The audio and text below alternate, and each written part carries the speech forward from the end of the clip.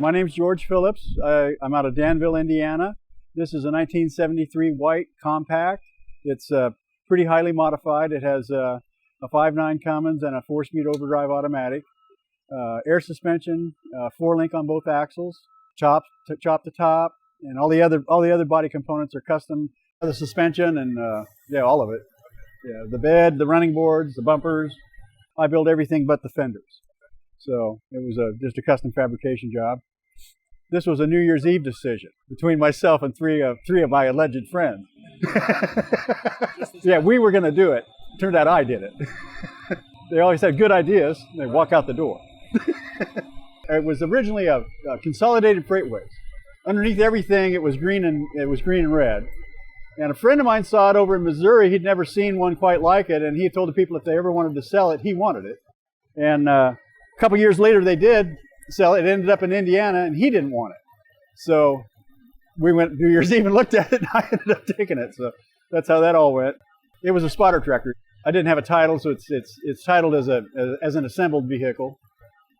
It's titled as a 1962 Unknown. The original chassis, yeah, it was a 73.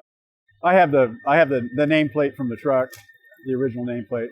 It took 5 years.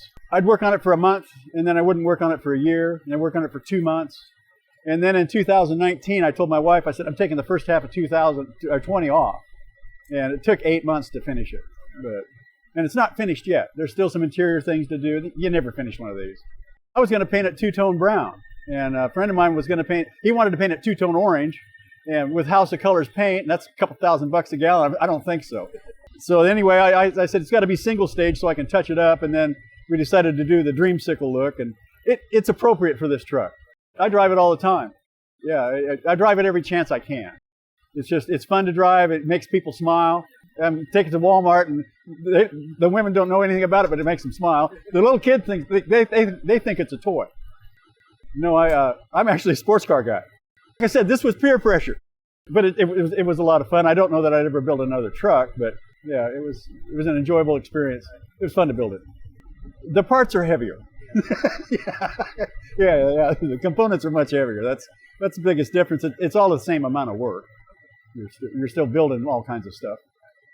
Because you can't buy anything for this. I mean, you have to make all of it.